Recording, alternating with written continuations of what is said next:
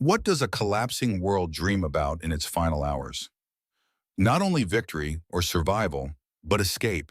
Escape from gravity, from limitation, from the ordinary laws that keep human ambition tethered to the ground. In the last years of the Second World War, while cities burned and borders dissolved, rumors gathered in the shadows of laboratories, tunnels, and sealed compounds. They told of strange machines, unfinished designs, and ideas so far ahead of their time that they seemed to belong less to history than to some lost future. Some of those stories may be distorted by fear. Some may have grown larger in the retelling. War does that. It breaks the line between fact and myth, then leaves later generations to sort through the fragments. Yet even fragments can be revealing. A half-burned blueprint, a vanished research team, a test site emptied just before the arrival of soldiers. These are not answers, but they are clues. And clues, when placed side by side, begin to form a pattern. This is not a story about glorifying a regime that brought devastation to millions. It is instead a story about the uneasy relationship between knowledge and power, about what happens when science is driven by desperation, ideology, and secrecy, about how invention can become both a mirror of human brilliance and a warning about human blindness. Because buried inside these accounts is a deeper question, one that reaches far beyond wartime Germany. How many futures have been imagined and then hidden from view? How many discoveries were lost, suppressed, or absorbed into silence before the public ever had a chance to understand them? To follow that question is to step into a corridor of echoes where history does not simply end. It waits quietly for someone willing to listen.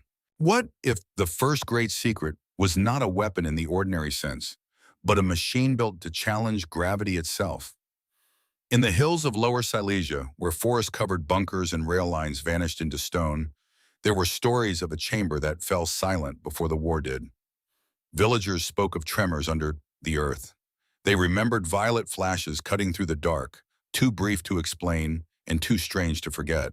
By the time Allied troops arrived, the rooms had been emptied, the equipment removed, and the people who knew the most had disappeared into the confusion of defeat. At the center of the legend was a bell-shaped device, suspended in a reinforced space as if it had to be contained rather than stored. Reports described rotating cylinders, a dense metallic liquid, and fields powerful enough to disturb electricity, animals, even the nerves of the men assigned to stand nearby. Some accounts claim the machine produced effects that sounded impossible. Plants damaged without flame, bodies overcome without visible injury, light itself seeming to bend in its presence. Whether those descriptions were precise or distorted by fear, they carried the same unsettling message. Something unusual had happened there. Later, investigators would attach many meanings to the bell. Some saw an experiment in propulsion, others imagined an attempt to manipulate time. A few treated it as myth dressed in engineering language. But myths do not usually leave behind scorched concrete, missing teams, and decades of guarded silence. Even when the facts remain incomplete, the absence around them can feel deliberate. And so the bell lingers at the edge of memory, half machine, half metaphor. It represents a moment when science, stripped of moral restraint, reached for forces it barely understood. The question is not only whether the device worked. The deeper question is what kind of human hunger would build such a thing in the middle of a collapsing world, and what it means that no one wanted history to find it intact.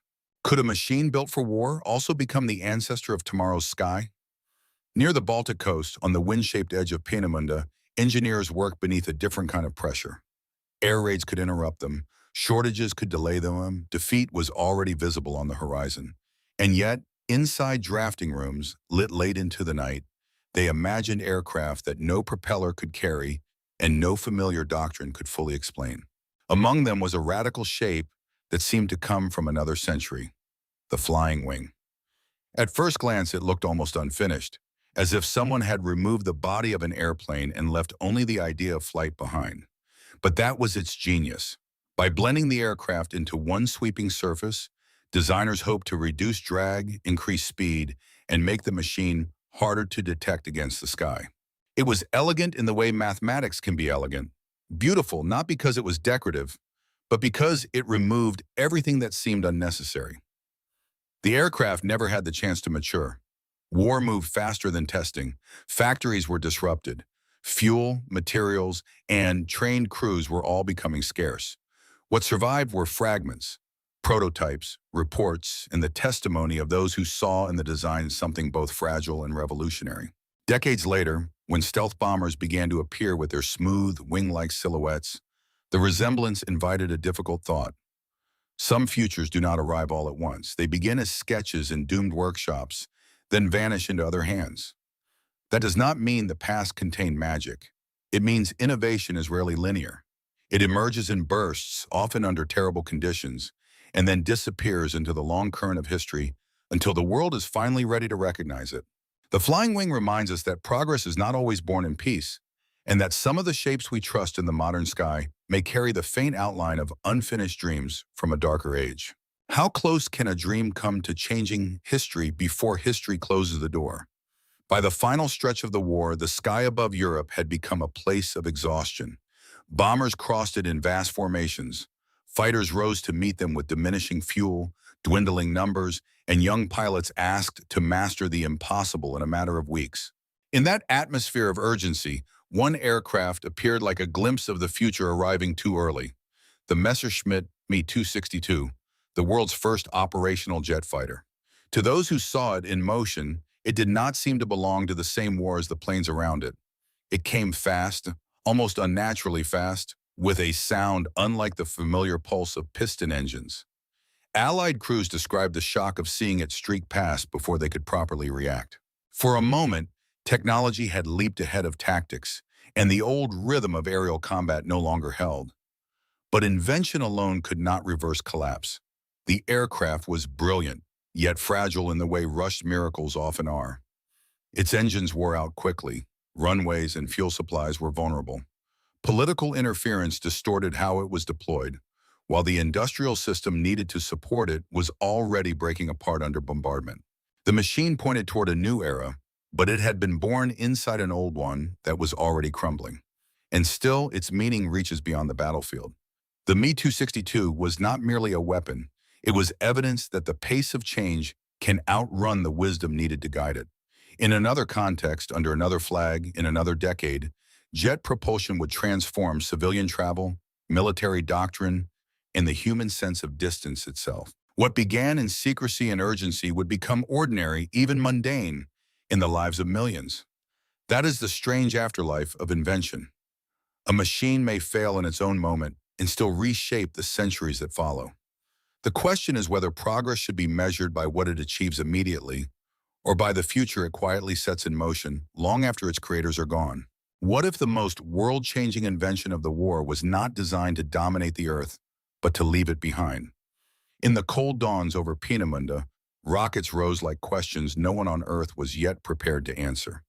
They were built as instruments of terror, launched towards cities with no pilot to guide them back, and no mercy in their descent. The V-2 was, in military terms, a weapon. But in technological terms, it was something more unsettling and more profound. The first human-made object to touch the threshold of space. That duality is hard to ignore. The same machine that carried explosives into civilian neighborhoods also proved that a rocket could pierce the upper atmosphere and survive the journey. Engineers tracked fuel, thrust, guidance, and altitude, but beneath those calculations was a larger truth. For the first time, humanity had built a bridge, crude, violent, and incomplete, between the ground beneath its feet and the silence above. When the war ended, the rocket did not vanish with the regime that produced it. Its parts, its plans, and many of its designers were scattered and absorbed into new national projects. In the United States and the Soviet Union, captured knowledge became the foundation of the post-war missile race and eventually the space race. The path to the moon did not begin in wonder alone. It also passed through rubble, secrecy, and moral compromise. That is what makes the V-2 so difficult to hold in the mind. It was both a catastrophe and a beginning. It showed what human ingenuity could do when pushed to extremes, but it also revealed the cost of divorcing intelligence from conscience. The rockets that later carried satellites, astronauts, and planetary probes into the heavens owed something to this violent ancestor. So when we look up at the night sky and think about exploration, we inherit more than triumph. We inherit ambiguity. And perhaps that is the real lesson. that even our highest aspirations can emerge from history's darkest corridors, asking whether progress alone is ever enough to make us worthy of the future we reach for. Can a weapon be called advanced when its true power lies not in precision, but in fear? Along the launch sites hidden in forests and carved into occupied landscapes, engineers assembled a machine that had no intention of returning. The V-1 flying bomb was smaller and simpler than the great rockets that would follow. Yet in its own way, it may have been even more haunting. It arrived with a harsh mechanical pulse, a buzzing that civilians learned to hear with dread. And when that sound stopped, they knew the silence meant impact. Technically, it was an early cruise missile, a pilotless aircraft guided by calculation rather than courage. It used gyroscopes, time controls, and a primitive logic that allowed it to travel toward a target without human hands on the controls. That alone marked a shift in warfare. The act of attack was beginning to separate itself from the body of the attacker. Distance was becoming not just strategic, but psychological. To military planners, the V-1 offered efficiency. It could be built in quantity, launched remotely, and sent over cities with relentless regularity. But its significance extends beyond the destruction it caused. It suggested a future in which war would increasingly be delegated to systems, algorithms, and machines able to deliver violence with cold consistency. Human intention remained at the beginning of the chain, but the final act was handed over to automation. The weapon was inaccurate by modern standards, and its limitations were many. Yet history often turns not on perfection, but on direction. The V-1 pointed toward a world in which missiles could think just enough to travel alone, and where the emotional burden of combat might be displaced onto those waiting below rather than those launching from above. That is a profound change. And so the buzzing bomb becomes more than a relic of wartime engineering.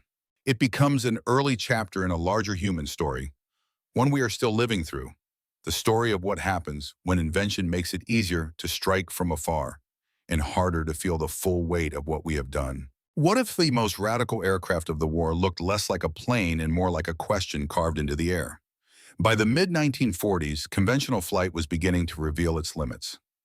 Fighters had grown faster, engines more powerful, designs more refined.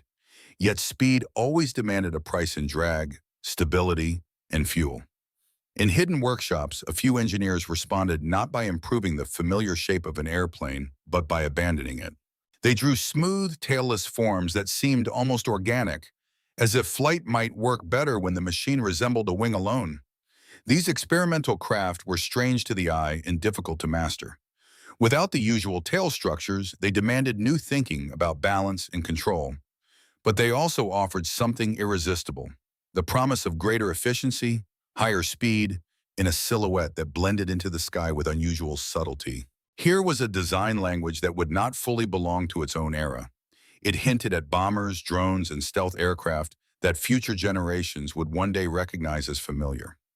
The war ended before these ideas could mature. Many remained prototypes, concepts suspended between imagination and ruin.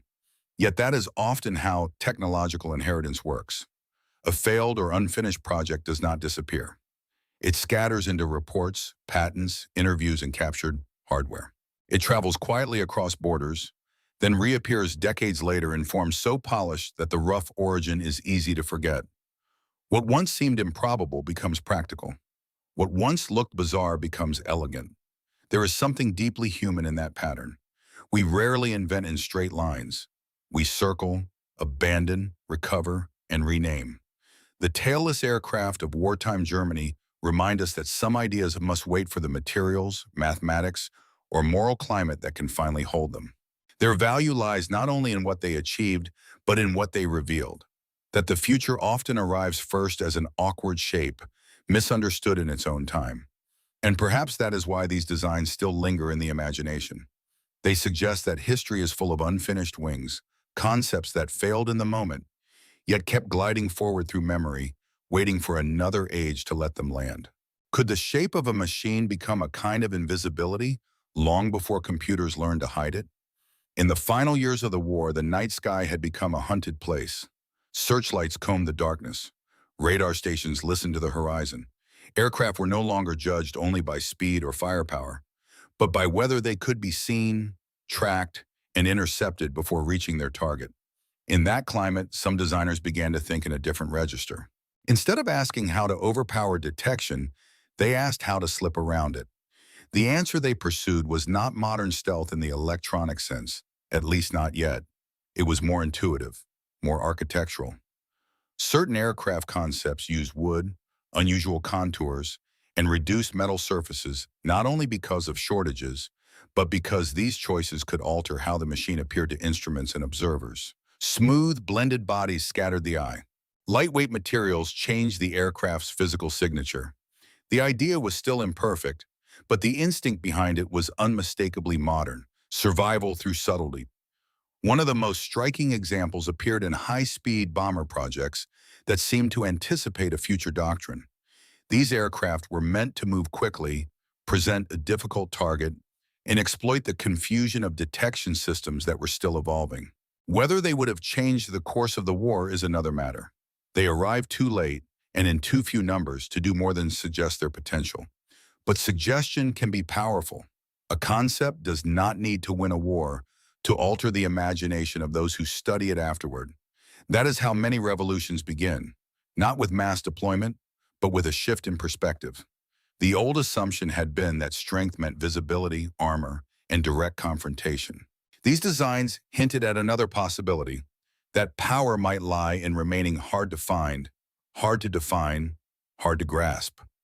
In time, that principle would shape entire generations of military technology. And so, these experimental aircraft ask a larger question that still feels relevant now. When human beings learn to hide more effectively, do we become safer or simply more distant from the consequences of our own reach? What happens when a nation running out of time tries to turn chemistry into destiny? By the last phase of the war, Germany faced a problem more severe than any single battlefield defeat. Oil was disappearing. Supply lines were collapsing. The engines of war, tanks, aircraft, trucks, generators, depended on a resource that could no longer be secured in the quantities modern conflict demanded. In response, scientists and industrial planners leaned on a different kind of invention, one less visible than rockets or jets, but no less transformative: synthetic fuel. Inside vast plants of pipes, towers, heat, and pressure, coal was asked to become something it was never meant to be. Through hydrogenation and other chemical processes, black rock drawn from the earth was turned into liquid energy, a manufactured substitute for petroleum. It was an extraordinary achievement of industrial chemistry, born not from abundance, but from scarcity. When nature refused to provide, technology attempted to imitate nature's slow work in accelerated form. In practical terms, these fuels helped keep parts of the war machine alive longer than many thought possible. Aircraft still lifted from runways. Vehicles still moved across damaged roads. Yet the system was vulnerable. The factories were large, fixed, and increasingly easy to target from the air. Once bombed, the illusion of self-sufficiency began to fracture. The brilliance of the process could not overcome the fragility of the conditions around it. And still, the larger significance endures. Synthetic fuel was more than a wartime emergency measure. It was an early demonstration that energy itself could be engineered, that societies might one day manufacture substitutes when conventional resources became unstable, expensive, or politically unreachable. In a different era, under different pressures, that question would return in debates about energy independence, environmental cost, and the future of industrial civilization. So this chapter is not only about wartime desperation.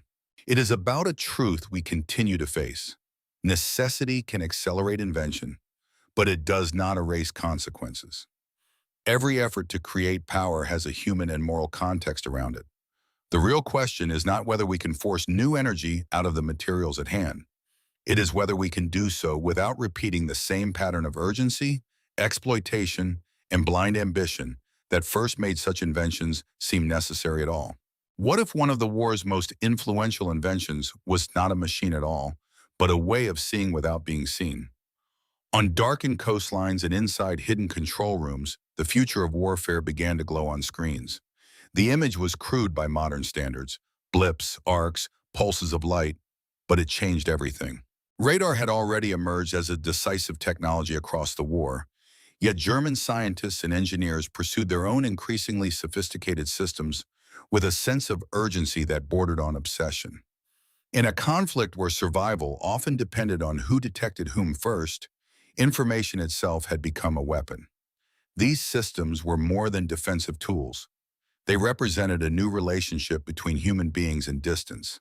A pilot once relied on eyesight, instinct, and the visible horizon. Now operators could sense aircraft beyond clouds, beyond darkness, beyond the ordinary limits of perception. The battlefield was no longer only what a soldier could physically witness. It had expanded into an invisible geometry of waves, echoes, timing, and interpretation. That transformation matters because it marked the beginning of a larger age, the age of mediated reality. Radar did not simply reveal incoming threats. It taught militaries to trust instruments over intuition, signals over appearances, probability over direct contact. Once that threshold was crossed, the logic spread outward. Guidance systems, air defense networks, electronic warfare, surveillance satellites, and the digital maps of our own era all inherit something from that moment when the unseen became measurable. And yet there is something quietly haunting in this achievement. To see farther is not always to understand more deeply. Detection can sharpen reaction, but it can also widen the emotional gap between decision and consequence. A point of light on a screen is easier to classify than a human life in open view. Technology offers clarity, but sometimes at the cost of intimacy. So radar stands as more than a wartime breakthrough. It is a symbol of the modern condition itself, our growing ability to perceive the world indirectly through systems that extend our reach while altering our sense of what is real. The question it leaves behind is still with us now. When our tools allow us to know more than our senses ever could, do they bring us closer to truth or merely place another layer between ourselves and the people we affect? Could the deadliest breakthroughs be the ones that vanish into ordinary life? In wartime laboratories, not every invention announced itself with thunder. Some emerge quietly in glassware, in formulas, in the disciplined repetition of chemistry. German research during the war pushed forward work on nerve agents and other toxic compounds with terrifying efficiency. These substances were not merely stronger poisons. They represented a new level of control over the body itself, interfering with the nervous system in ways that could disable or kill with frightening speed. It was science narrowed to its most chilling function, the precise manipulation of life. Yet what makes this chapter especially unsettling is not only the danger of what was created, but the pattern it reveals. Scientific knowledge is rarely confined to one purpose for long. The same methods that can generate agents of suffering can also deepen understanding of medicine, agriculture, industry, and biology. Knowledge does not arrive with moral labels attached. It enters the world as capacity, and human beings decide what shape that capacity will take. That ambiguity is one of the hardest truths in the history of invention. We want to separate discovery into clean categories: good, bad, noble, corrupt. But reality resists that simplicity. A wartime breakthrough in chemical process, synthesis, or biological understanding may later reappear in peacetime under gentler names, embedded in pharmaceuticals, manufacturing, or scientific technique. The origin fades, the method remains. What was once hidden in a bunker can resurface decades later in a hospital, a laboratory, or a factory, transformed by context but not entirely severed from it. This does not erase the horror, it sharpens it, because it means the legacy of wartime science is not always found in museums or declassified files. Sometimes it survives in the structures of knowledge we inherit without noticing. That is why these inventions demand reflection, not fascination. They ask us to consider whether progress can ever be morally neutral once it has been born inside systems built on harm. And perhaps that is the deeper unease. Not that such knowledge existed, but that human civilization is always capable of folding dangerous insight back into normal life, until its origins become difficult to see and its ethical weight easier to forget. What if the war's strangest laboratories were not trying to destroy cities, but to redesign the limits of the human body? As the conflict deepened and resources narrowed, military planners became increasingly interested in endurance: how long a pilot could remain alert, how much stress a soldier could absorb, how far the body could be pushed before it failed. In that atmosphere, research moved into the borderland between medicine and control. Scientists studied stimulants, pressure, fatigue, hypothermia, oxygen deprivation, and the thresholds of pain. Some of that work aimed to solve real operational problems. Some of it crossed lines that should never have been crossed. Here, invention was no longer only about machines. It was about treating the human being as another system to be optimized, measured, and manipulated. Aircraft had limits. Engines had limits. So did flesh. The grim logic of total war invited researchers to ask whether those limits could be extended by chemistry, training, or experimental intervention. The question sounded technical. Its consequences were deeply moral. Once the body becomes an instrument, dignity is already in danger. And yet the post-war world did not leave these questions behind. Aviation medicine expanded. Space programs studied acceleration, isolation, pressure, and survival in extreme environments. Emergency care improved through hard-won knowledge about shock, trauma, and exposure. Even now, modern societies continue to explore how to preserve performance under stress, whether in astronauts, divers, soldiers, or patients in crisis. The same frontier remains: how to protect life in hostile conditions without reducing life to mere function. That tension is what gives this chapter its lasting power. Wartime human experimentation, whether framed as necessity or progress, exposes the risk at the heart of every scientific culture. The desire to understand can become the desire to override. Curiosity can become permission. A civilization may tell itself it is seeking resilience when it is really rehearsing domination. So the question left behind is not only how far the body can go, it is how far knowledge should go when the subject is the human person. Any future worthy of the name must answer that carefully. Otherwise, the oldest danger returns in modern language: the belief that capability itself is a sufficient reason to proceed. What becomes of forbidden invention when the war ends but the knowledge survives? In the spring of 1945, the laboratories did not simply fall silent. They were opened, emptied, cataloged, and absorbed. Allied teams moved through underground facilities, airfields, test ranges, and research centers with a different kind of urgency. They were not only hunting weapons. They were hunting minds, documents, prototypes, formulas, trajectories, anything that could be taken before another power claimed it first. The collapse of one regime became the beginning of a new competition. This is where the story shifts from secrecy to inheritance.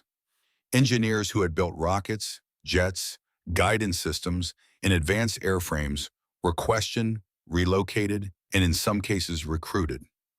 Research once hidden behind military fences entered the bloodstream of the Cold War. It changed uniforms, languages, and official narratives, but much of the underlying knowledge remained intact. The future was being assembled from the ruins, often by people who had helped build those ruins in the first place. There is no simple way to tell that story without discomfort. Scientific achievement did not erase moral responsibility, nor did moral disgust erase strategic temptation. Nations that had condemned the machinery of war were also willing to salvage its intelligence when it promised advantage. In that sense, the end of the conflict was not a clean moral break. It was a transfer, uneasy, pragmatic, and deeply human in its contradictions. And yet, this may be the most revealing chapter of all. It shows that history does not dispose of dangerous ideas as neatly as we might hope. It repurposes them. It folds them into new institutions, new ambitions, and new myths about progress. What was once called secret research becomes national security, aerospace innovation, medical science, or industrial modernization. The label changes, the ethical question remains. So perhaps the real inheritance of these inventions is not any single machine or formula, but a burden of memory. To use knowledge without remembering how it was born is to risk becoming careless with its meaning. And a civilization that forgets the moral cost of its tools may find too late that it has carried the past forward more faithfully than it ever intended. What are we really looking for when we search the ruins of history? Lost machines or lost meanings? By now, the inventions themselves have begun to blur into something larger than metal, fuel, circuitry, or design. A bell-shaped device hidden in a chamber. aircraft that seem to anticipate the modern sky, rockets that turn terror into the first rough path toward the stars, chemical systems, synthetic fuels, radar screens, human experiments. Each one points beyond itself. Together, they form a portrait of the civilization in extremis, pouring intellect into the service of survival, domination, and impossible hope. Some of these stories remain incomplete. Some may forever live in the space between documentation and legend. That uncertainty matters. It reminds us that history is not a perfect archive. It is a field of fragments, distortions, silences, and recovered voices. But uncertainty does not make the story meaningless. In some ways, it makes it more human. We are always trying to understand the past through partial light, knowing that what has been lost may still shape what comes next. And that may be the true thread connecting every chapter in this journey. Not the fantasy of hidden superweapons, but the deeper recognition that knowledge is never innocent once it enters the world. Every breakthrough carries the imprint of the hands, systems, and moral conditions that produced it. A rocket can become a moonshot.